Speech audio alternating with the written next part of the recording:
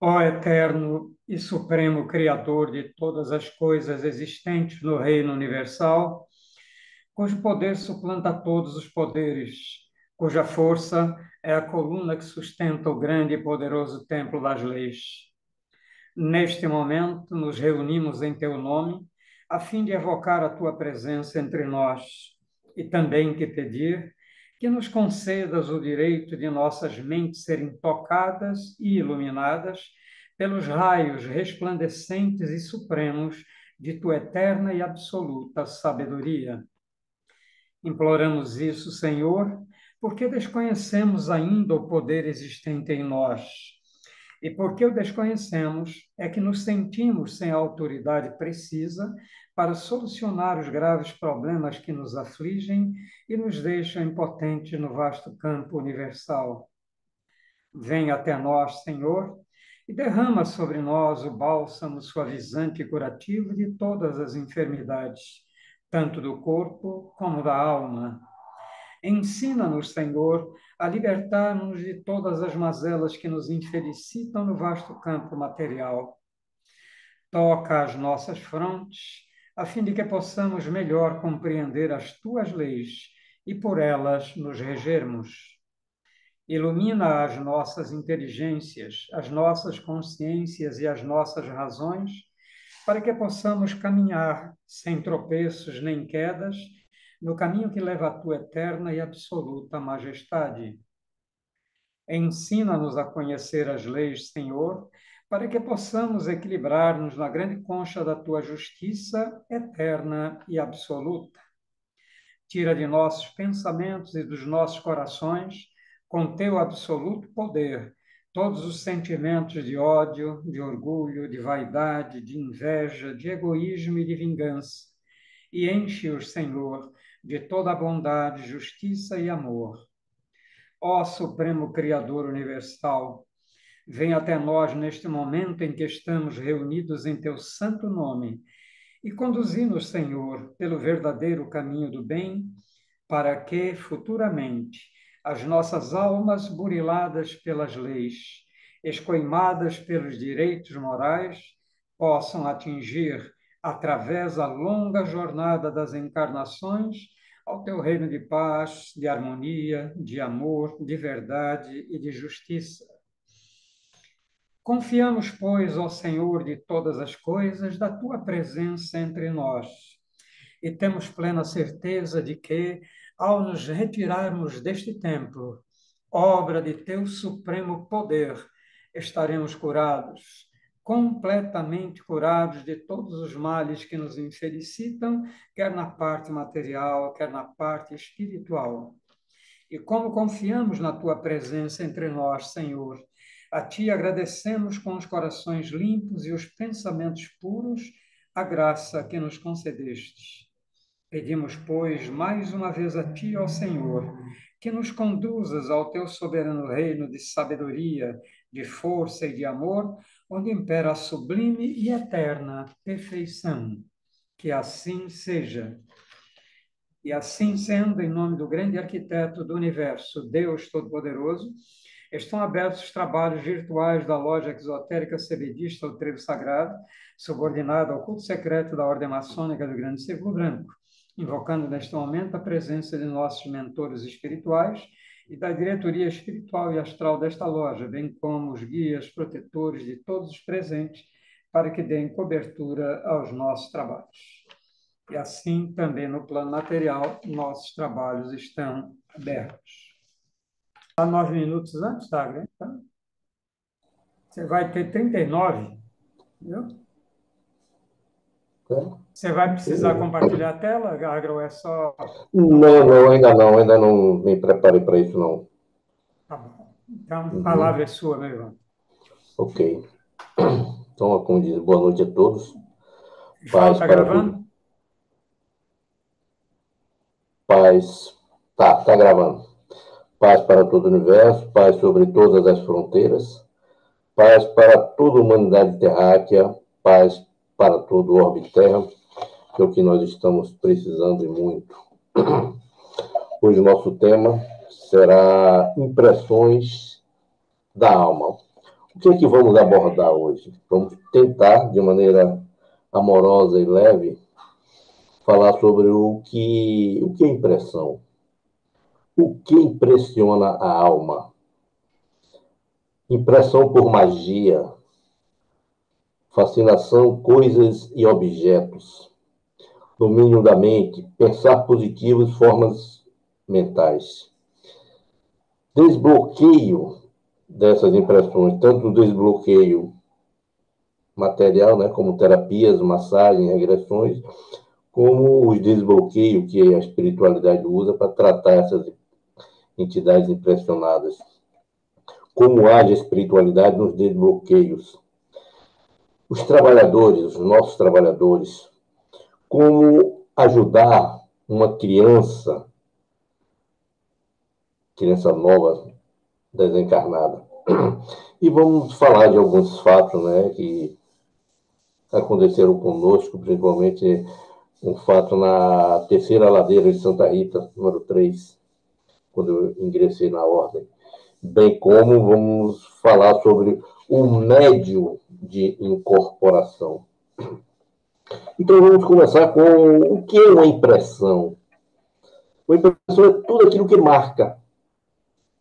Um livro é uma impressão, uma foto é uma impressão. Morrer nós vamos mesmo, por isso nascemos. O problema é como vamos desencarnar, impressionados ou não. O que fazer para que a gente possa ter um desencarne tranquilo. O ser humano vive preso às leis para se libertar na morte. Ou vive sua liberdade provisória transgredindo as leis para ser preso após a morte. Morre e fica preso, subjugado às suas impressões do que viveu antes do desencarne, fica preso às suas paixões terrenas. Um é o homem dentro da lei, é o homem que vive as suas virtudes. E o outro que fica subjugado às suas pressões é o homem, o ser humano, o homem não, o ser humano desregrado. Aquele cara que ele não se preocupa, ele não sabe que um dia ele vai desencarnar. Então, na verdade, o que impressiona a alma, o que nos impressiona na nossa parte material, são justamente os nossos excessos, os nossos vícios. Repare, os excessos, os vícios, que é justamente a alimentação, o sexo, a bebida, o orgulho, a vaidade, tudo isso, de forma desequilibrada, impressiona a alma. Os nossos medos, as nossas emoções, aquela questão de pessoas que desencarnam por fogo, pessoas que desencarnam queimadas, explosões, os deslizamentos de terra, né? Tudo isso impacta a alma, porque naquele momento ela só pensa naquilo. Então, às vezes, nem sabe que desencarnou, nem sabe que passou para o outro lado e continua com aquela impressão. A gente vê isso também nas pessoas, né, que desencarnam nos hospitais por doenças. Hoje não, né? Porque hoje praticamente já tem a cura de tudo. Mas antigamente, quando se dizia assim, você está com câncer, você está com AIDS, a depender, né? Porque naquele tempo também não existia um profissional preparado para dar esse tipo de notícia. Hoje já se tem, a maioria dos hospitais, eles se preparam para acolher melhor os parentes e dar esse tipo de notícia. Muitos de nós, né, dizemos que não, a gente não grava, a gente não liga para isso. Mas o importante, né, que nós vemos é assim, é no dia a dia, nesse corre que é a vida da gente, a gente não se prepara para um desencarne. A gente não se prepara assim para o que é a morte. E a gente sabe que, né, para morrer basta estar vivo, basta a gente estar vivendo. E esse que é o detalhe. Às vezes a gente vive, e é importante sim você viver o seu presente, viver o seu aqui e agora, mas viver, sim, dentro das leis. Que a gente diz assim, amar, amando, porque amar é cumprir com os seus deveres. Então, o importante é isso, que cada ser cumpra com os seus deveres, de preferência conscientemente, sabendo o que está fazendo. Por quê? Porque na hora do desencarne, todos nós vamos passar por aquele momento de umbral. Agora, o problema é isso. Quanto tempo nós vamos passar no umbral? Me lembro que logo quando comecei meus trabalhos na ordem, na terceira ladeira de Santa Rita, e nós formamos um grupinho. E nesse grupo, na casa de um amigo, em uma reunião mediúnica, nós tivemos contato com o pai de Barrabás. E aquilo, para mim, eu estava iniciando, não tinha noção do que seria isso. E fiquei, assim, um pouco impressionado. O pai de Barrabás, há mais de 2000 anos atrás, quer dizer, ele ainda estava no astral, não vou dizer um umbral, mas ele ainda estava no astral, preocupado com o filho dele. Então, são essas as impressões que nós precisamos ter esse cuidado, porque a vida acabou, a vida material cessou, mas muitos de nós vamos continuar na vida material, porque fica tudo gravado na mente. Então, tudo aquilo que grava fica impresso. Então, no caso espiritual é diferente, a gente grava no corpo físico e repercute na nossa mente. Só que como somos uma trindade, físico, alma e corpo, quando o corpo acaba, essa impressão fica na alma. E aí, a depender de como essa impressão ficou, nós vamos levar. Não tem jeito. Porque é como saber viver. É aproveitar a vida para que a gente possa conhecer a morte. E falando de impressão por magia, nós sabemos, né, que alguns irmãos nossos, eles têm conhecimento. Então, no processo de magia, às vezes uma entidade se desloca até determinados vales e pegam aqueles irmãos sofredores para magiar um encarnado. Então, eles enganam essas entidades, dizendo que eles vão se curar, eles vão melhorar. E o que é que eles fazem? Eles pegam essa entidade sofredora e colocam no campo vibracional de um irmão que ele quer magiar, um irmão ao qual eles foram pagos para fazer esse tipo de trabalho. Então, aquele irmão, vamos dizer assim, com algum tipo de doença ou com algum tipo de dor, ele, no campo vibracional de um irmão desencarnado, a depender do plexo ou chakra, aquele irmão encarnado passa a sentir as dores do que está desencarnado. E o desencarnado, por incrível que pareça, ele se sente aliviado.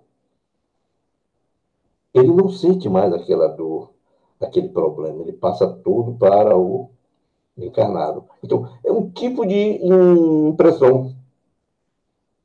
É um tipo de magia por impressão. O corpo físico serve justamente para isso, para a alma passar as suas impressões.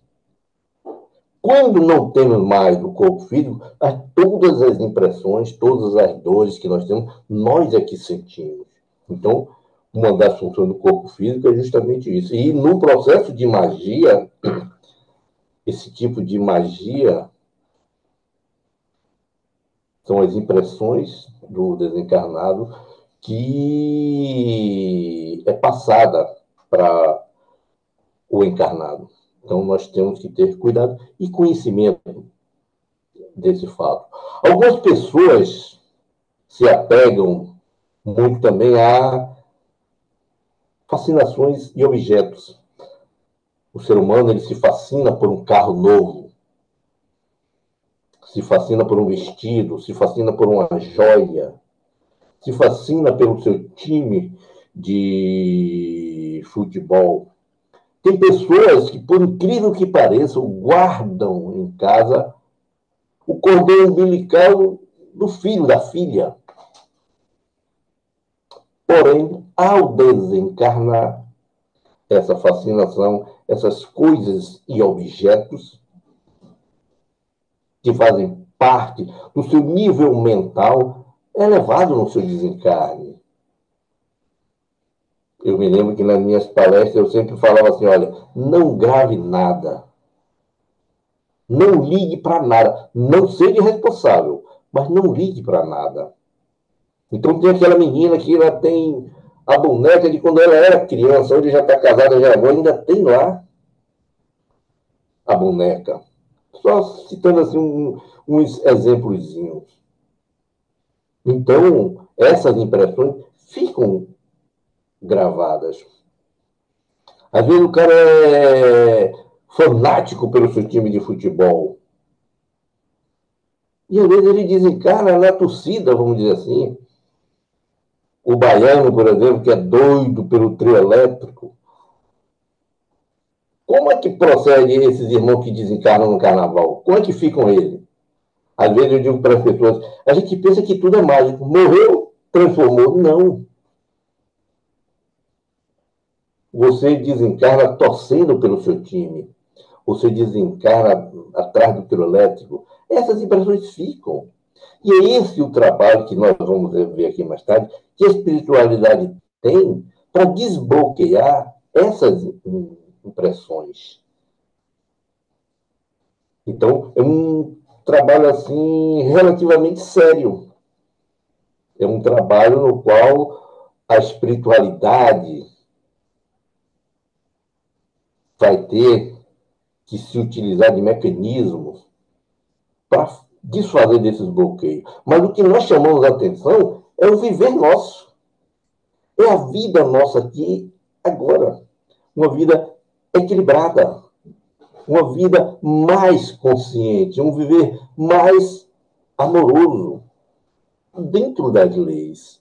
Que repare que no início nós falamos desregradamente. O que grava bastante na alma são os nossos vícios e as nossas práticas desregradas. Não é condenado você participar ou fazer uma festa. Não é condenado você tomar sua bebidinha que você gosta. Não, isso não é condenado. O errado é você fazer disso um vício. Que isso fica na sua mente, prejudica o seu corpo físico, prejudicando, consequentemente, o seu estado de alma. Porque, às vezes, né, a própria espiritualidade tira, na hora que precisa trabalhar, ou na hora que vem te ajudar, tira esses excessos. Mas um excesso que está impregnado fica mais difícil. E, às vezes, a gente nem sabe que aquilo está impregnado em alma, porque a gente não se dá conta disso. Às vezes você tem um problema físico, às vezes você tem uma dor. Qual a certeza que nós temos que isso já está na alma? A gente não tem. Por isso que nós temos que cuidar aqui. Por isso que o nosso trabalho, como nós fazemos, como a maioria dos centros fazem, é justamente orientar o ser humano no sentido de viver bem, no sentido de amar ao próximo, no sentido da caridade, no sentido da fraternidade, no sentido da igualdade. Não é igualdade material, não, não é isso. A igualdade que nós falamos é a igualdade de alma.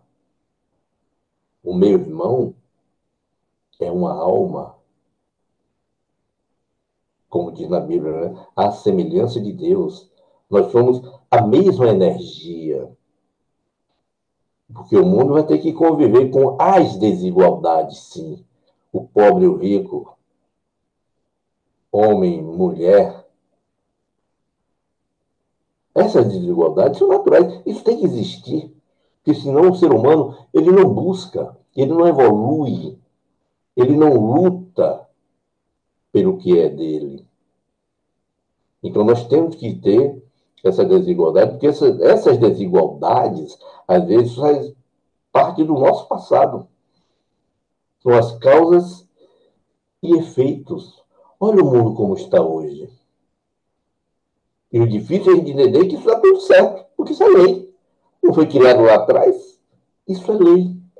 Nós temos que parar para pensar. Por isso que eu digo sempre às pessoas, não ligue para nada disso que está aí, porque nós somos espiritualistas. Pensem como espiritualista. Não se envolva com políticas, não se envolva com time de futebol, não se envolva com questões que vai dividir. As melhores questões são aquelas que estão somando. Somando em amor, somando em fraternidade. Porque às vezes estamos sendo levados de roldão, defendendo um e outro, e nós não temos nada a ver com isso. Nós temos que compreender as leis. Nós temos que ver como esse mecanismo de viver, tratar sempre bem, amar. Quando diz assim, amar ao próximo, que é o próximo mais próximo de mim? Eu mesmo. Nós, como diz assim, eu sou a pessoa mais importante para mim. Egoísmo? Não. Eu estou pensando como alma. E como alma, eu tenho que pensar no meu corpo. Eu tenho que curar o meu corpo. Eu tenho que curar os meus medos. Eu tenho que me conhecer. Agora, voltando para nós temos que nos curar. Nós temos que nos conhecermos. Isso é um trabalho de alma. É um trabalho que devemos fazer conscientemente. Porque nós temos que aprender a usar a nossa mente. Nós temos que aprender a dominar os nossos desejos. Dominar os nossos desejos. Eu quero um carro. Eu quero, não, carro não.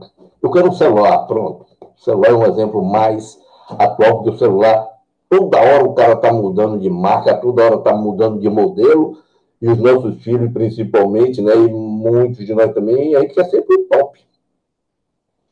Hoje eu estava conversando que eu quero trocar de celular, que o meu. Rapaz, o meu celular tem 35 de memória. Tá com Alzheimer, cara. Não grava nada. E quando eu preciso dele, já era. Aí eu, conversando com a minha filha, sim, eu estou precisando de um celular. Que celular, meu velho? Aí eu disse a ele que tem uma marca, pronto. Ela disse, não, você tem que comprar um iPhone. Eu disse, meu filho, qual é a diferença para o iPhone? Não, o iPhone é top. Olha a palavra, viu? É top. Porque quando você vira o celular, aquela marquinha da maçã, já diz que é você. Eu digo, como é? Eu digo, não, meu irmão, não é por aí, não. Mas o que eu quero falar, assim, eu dei risada por isso, né? Porque eu digo assim, você pode viver, cara, bem. Tem celular de 250 GB de memória e celular não é um iPhone. Agora, claro, né? Poxa, se você tem dinheiro, gaste no que seja bom e melhor. Agora, procure ver assim, é útil para você em quê? Vai lhe acrescentar em quê? Eu digo assim, vai somar na sua vaidade? Porque nós temos que analisar assim, é necessário, sim, é necessário? Então, eu quero um celular que satisfaça as minhas necessidades. Eu não quero um celular para cultivar a minha vaidade, porque é essa vaidade que vai complicar no meu desencarne. Porque já pensou o pessoal lá me preparando meu velório e alguém esquece meu celular em casa, eu vou ficar no caixão e o meu iPhone? Então nós temos que aprender o domínio na mente nessas questões simples. Não estou criticando quem tem ou quem não tem, né? Estou dizendo assim que nós temos, que nós já somos espiritualistas, analisar pela questão da racionalidade. É necessário. E às vezes você tem que aprender a dominar a mente no sentido de que aquela impressão da fascinação, ela choca os seus pensamentos. E você tem que ter esse autocontrole. É o futebol, é a roupa, é o relógio, é o carro, é a alimentação. é o sexo. Porque, preste atenção, tem coisas que se você não fizer aqui, não se controlar aqui, no campo astral você não tem o controle, mano. Vai ser difícil você segurar a sua vontade. Porque, repare, na parte física é o desejo. Na parte astral, vontade. E na parte espiritual, a necessidade.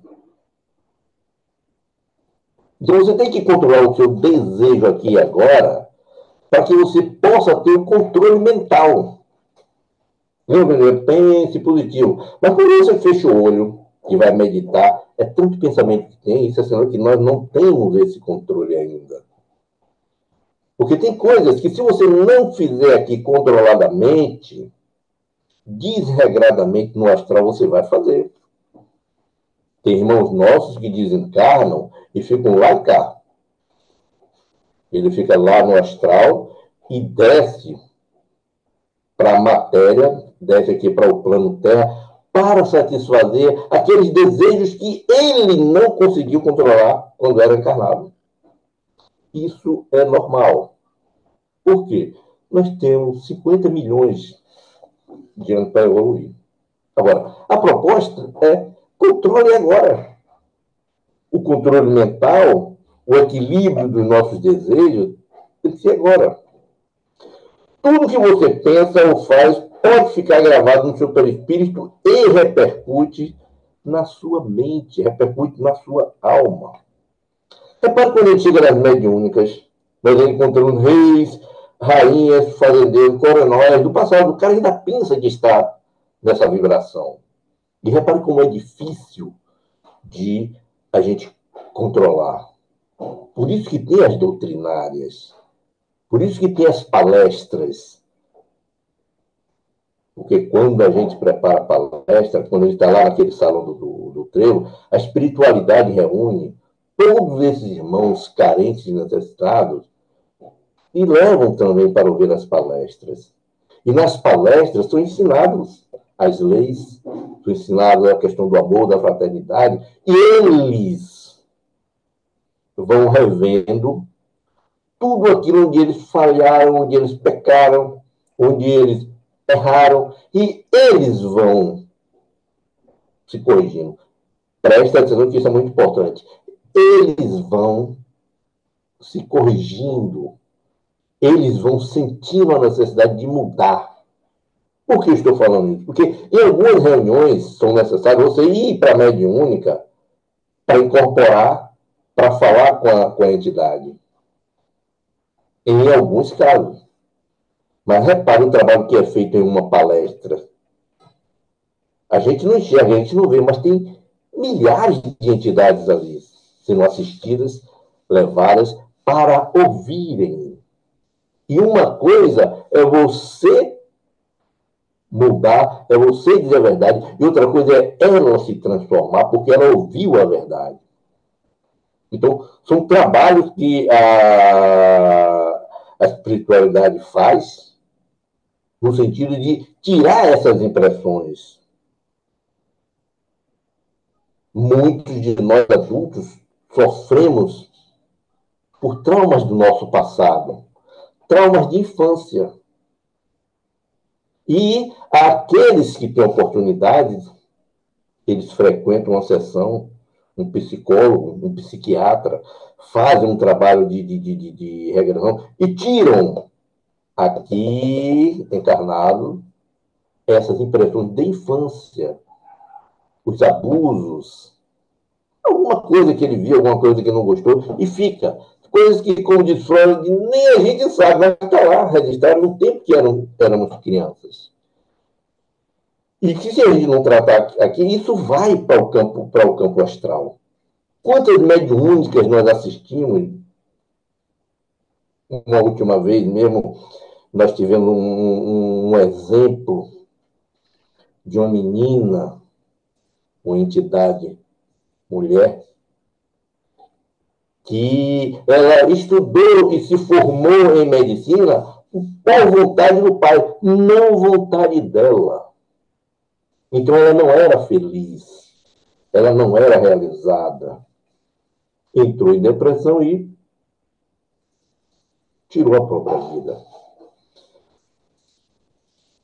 Ou alguma coisa que ela fez que não era dela, não era uma vontade dela.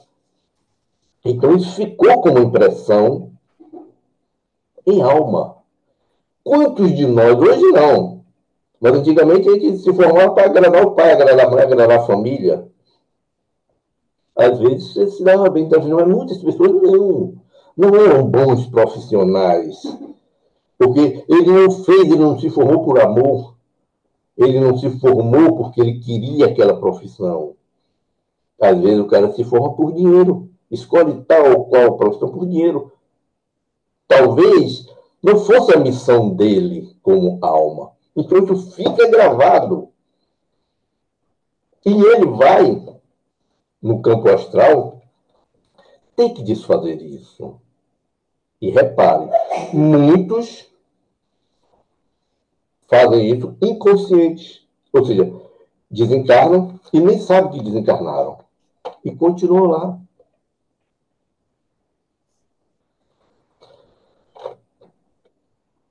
Nós temos que lutar, e muito, para sair desse mundo das ilusões. Alimentos, sexo, vaidade, orgulho, fascinação. Tudo isso impressiona a alma e deixa ela muito tempo no umbral, sentindo essas impressões. E essas impressões são características de almas materializadas ainda. É como eu falei, o indivíduo, a entidade lá, eu acho que ele pode nem perceber que desencarnou. Por isso que nós temos que equilibrar nossos atos e atitudes aqui, no plano Terra. E é esse o trabalho que a Ordem faz. É esse o trabalho que o Trevo faz. É esse o trabalho que vários centros fazem, vários templos. Ao desencarnar, temos que ter cuidado com as impressões, porque a criança continuará criança. O bebê continuará bebê. O general, o coronel, o doente, eles continuarão com seus problemas, com as suas doenças, com as suas dores. São problemas que dificilmente serão apagados. Porque, como eu disse, às vezes as pessoas pensam assim, não, eu vou morrer e acabou. Não, meu irmão, não acabou. Aí é que começa.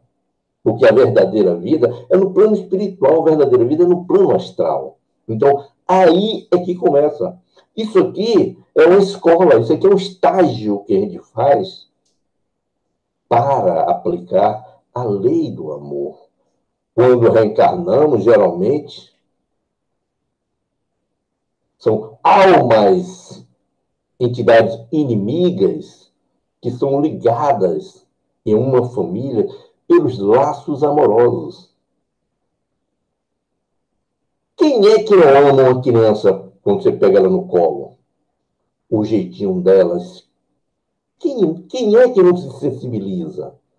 Pois é isso que a espiritualidade faz, para despertar o seu amor, despertar o seu sentimento. E por isso que o papel da família é importante, para dar esse suporte para a criança, para dar esse suporte para o jovem.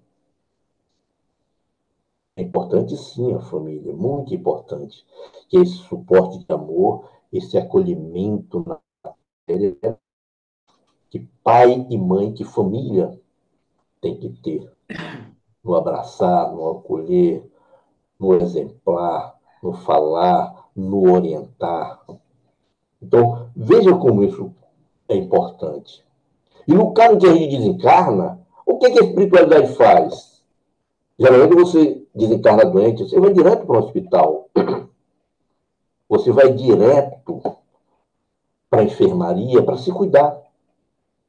Que, na verdade, assim que você desencarna, a espiritualidade pega, leva lá para os arquivos do astral, vê o seu histórico meu irmão, você desceu com essa missão aqui, ó, você fez isso, não fez isso, depois veda essa memória de alma e ele vai agora para a enfermaria, vai para o hospital, ele vai para as colônias. Repare como aqui no Brasil, por exemplo, é cheio de colônia para receber todo mundo que é desencarnado. Houve um incêndio, vai lá e recolhe. Houve um deslizamento, vai lá e recolhe. E esse pessoal vai trabalhar justamente nas mediúnicas, nos templos, nos centros, nas palestras, para resgatar a sua memória de alma. É ou não é bonito isso? Então, morreu, acabou? Não. Morreu, acabou, continua. E a importância desse papel nosso no orientar. Porque, quem sabe, possamos ser guias desses irmãos. Podemos ajudar muito com o quê? Com o nosso conhecimento. Repara o que o irmão Ernesto faz quando ele pede para a gente liberar nossas energias. Energias vitais, balsâmicas, curativas. Isso é um treino que nós estamos fazendo para a alma. Nós podemos desencarnar e continuar ajudando. Vamos estar trabalhando e conscientes desse papel nosso. Por isso que eu digo, não se envolva com nada que está aí, para você não perder a sua essência. A alma, segundo eles relatam no plantão, é um ponto de luz. Não percamos nossa luz. Eu sou luz, meu corpo é luz, eu sou uma centelha divina. Então, nós somos luzes. Agora, nós não podemos nos materializarmos e perder essa luz. Deixar isso se apagar. É mesmo como nossos trabalhadores, nosso caboclo, nosso preto velho, nossa cigana, o irmão Exu, o irmão Sultão da Mata. Sim, quem são esses trabalhadores? Irmãos que se afinizaram com essa vibração. Então, quando eles desencarnaram, que estudaram, que evoluíram no campo astral, então eles escolheram para poder ajudar a vibração de caboclo, a vibração de cigana. Então, isso tudo é o que nós estamos fazendo aqui. Amanhã nós podemos desencarnar e eu posso ajudar como professor. Eu vou fazer as minhas palestras lá para crianças, nas casas onde tem as crianças que desencarnaram recentemente. Eu posso fazer uma palestra de recuperação desses irmãos que desencarnaram nos desabamentos.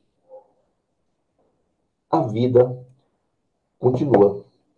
A sua vivência encarnada marca você. Daí que os trabalhadores espirituais escolhem a sua roupagem. Caboclo, preto velho, hindu, cigana. Uma encarnação de afinidade de cada um. Mas reparem, são almas já conscientes. Apenas escolhem uma roupagem para poder ajudar, para poder trabalhar. Às vezes é um espírito, uma entidade de muita luz. Mas reparem como tem pessoas, a grande maioria, que adora conversar com o caboclo, adora conversar com o preto velho. Por quê? Porque tem mais afinidade. A gente fica mais à vontade. Então, eles escolhem uma roupagem, uma vibração em que ele possa ajudar mais. Ele não está preocupado que vai ajudar fulano, ciclano, não. Ele quer ajudar. E às vezes nem se preocupa com o médium. Quer dizer, não se preocupa, vírgula. Porque todo médium, ele é protegido, sim. Agora, eu digo assim, às vezes o médium é desregrado. Às vezes o médium não é muito responsável. A entidade não quer saber, não. A entidade quer saber assim, que tal hora ele vai estar lá no trevo, que tal hora ele vai estar lá em determinado tempo e vai trabalhar. Pronto, a entidade chega e faz o trabalho dela. Claro que ajuda o médium.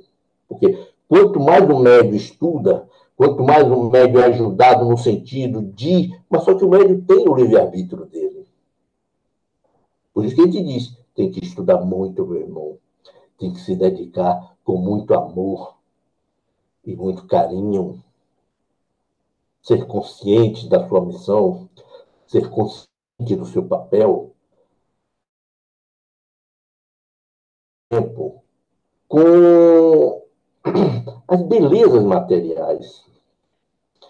Se as belezas materiais a gente acha belas, imagine as belezas do astral. Imagine a beleza do campo espiritual. E eles dizem que a nossa terra é linda. A nossa terra vista do alto, as belezas, a natureza, é linda. E talvez ele não se dê conta disso, porque a gente vive com essa matéria daqui agora. Uma casa linda, um carro lindo, mas você não se dá conta de que você está morando em um planeta e seu carro, sua casa não é nada, não representa nada. Como é que uma criança que acabou de desencarnar, uma criança desencarnada num desabamento, como é que uma criança dessa é despertada? Como é que uma criança dessa ela é ajudada, é orientada? Nós temos uma reunião na Casa da Roda em que é permitido as crianças. Aí a mãe vem, traz suas crianças. Vou te botar, no início foi duro, viu? A gente tem que trabalhar muito o amor. Porque as crianças fazem uma bagunça. E gritam e falam alto, e a gente ali. E a espiritualidade pedindo, meu irmão, paciência, tenho mais amor. Até a gente entender o porquê das crianças.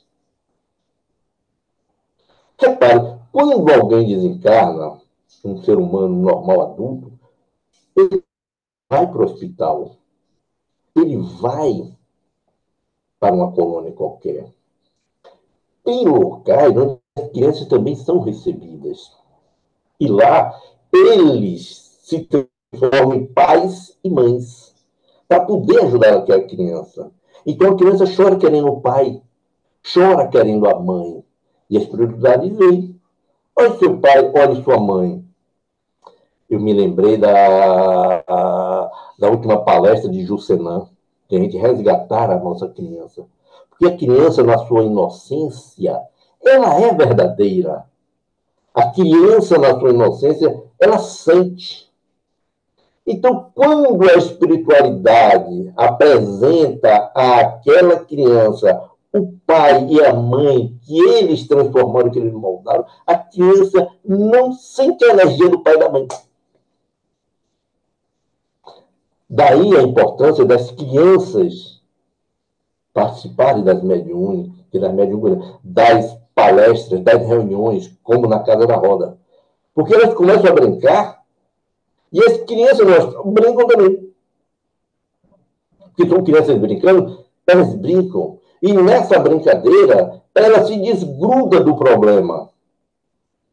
Porque a criança sente que o desabamento, a criança sente o fogo, a criança sente que desencarnou de doenças, ela sente aquilo. Mas ela necessita de mudar aquela vibração. E hoje, uma das maneiras é isso.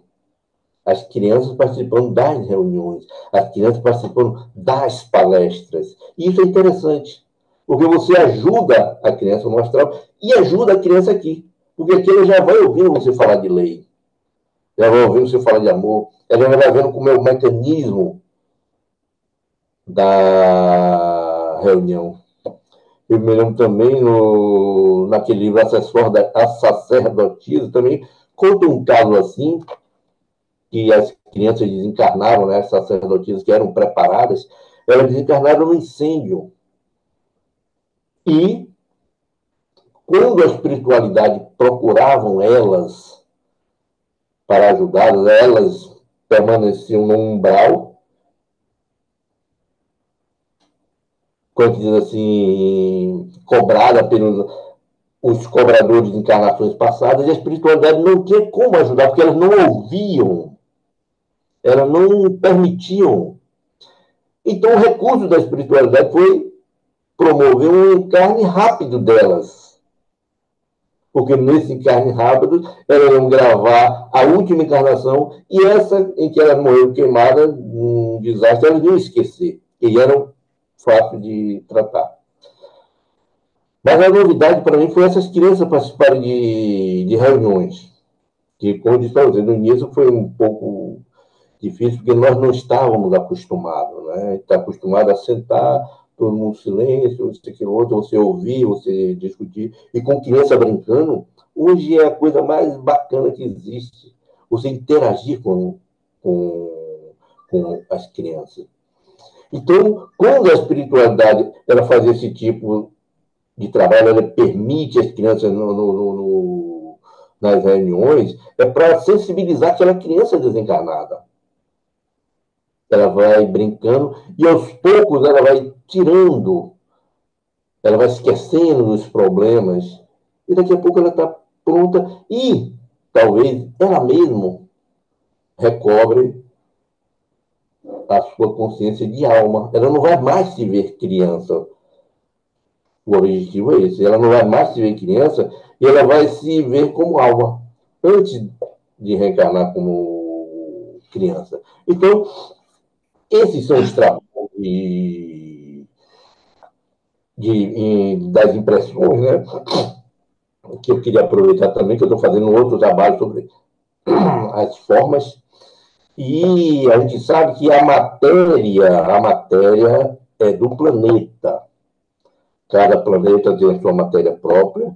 E quando desencarnamos, levamos um certo tempo para desfazer essa forma. A forma de general, de caboclo, aquela forma que nós escolhemos naquela vivência. Então, temos que recobrar a nossa luz. Esse é o trabalho. O nosso trabalho de despertar a nossa essência de alma. Nós temos que despertar a nossa luz. Porque para poder trabalhar, a gente escolhe essa forma. Olha essa forma que está todo mundo aí. Foi uma forma escolhida. Cada planeta tem a sua forma. Cada planeta. Oi? Diga. Passamos, já te dei mais 5 minutos. Pronto, já estamos terminando. Então, cada planeta tem a sua forma. E essa forma você escolhe quando reencarna, quando você vem para o planeta. Que repara o pronominal do planeta Terra, a forma draconiana, a forma reptiliana, a forma insetoide. Então, são formas que você vai ter que escolher a depender aonde você vai reencarnar. Então, é um trabalho assim de amor, um trabalho de evolução. E essa questão das impressões também, encerrando agora, irmão Ernesto, a questão do médium de incorporação, onde ele é inexperiente e que ele sente toda aquela impressão da alma, da entidade que ele acabou de incorporar. Ao entrar na vibração dele, aí quando sai, ele fica com dor, fica com mal-estar. Isso não é correto. Isso denota que o médium ele tem que estudar muito, ele tem que ler muito e praticar essa teoria que ele está aprendendo. Então, isso acomete muito os nossos médios, principalmente quando eles são inexperientes, quando eles estão começando. Porque a gente sabe que tudo no início é imperfeito. E a tendência é melhorar através dos estudos, através do amor, da caridade, da fraternidade. É isso aí, meu irmão. Gratidão a todos e gratidão por tudo. Obrigado, Agra. Vamos encerrar essa parte do trabalho para depois, então, abrir a palavra para todos, né? Então, vamos elevar mais uma vez os nossos pensamentos a Deus e vamos lhe dizer assim: nós te agradecemos, ó Senhor, Criador e Dominador de todas as coisas, por teres atendido ao nosso chamado e derramado sobre nós o teu bálsamo suavizante e curativo de todas as enfermidades. Encheste o nosso ser de teu santo poder e de tua eterna sabedoria. Conservai-a em nós, Senhor, e sempre nos façais dignos dela, até o dia de nossa eterna perfeição. Que assim seja, e assim, em nome de Deus Todo-Poderoso, o grande arquiteto do universo, está encerrada a sessão virtual da Loja Exotérica Cebedista do Trevo Sagrado, subordinada ao culto secreto da Ordem Maçônica do Grande Círculo Branco, agradecendo aos nossos mestres espirituais, a diretoria espiritual e astral desta loja e a nossos guias e protetores pela assistência que nos deram até agora. Até a próxima reunião, se Deus assim o permitir.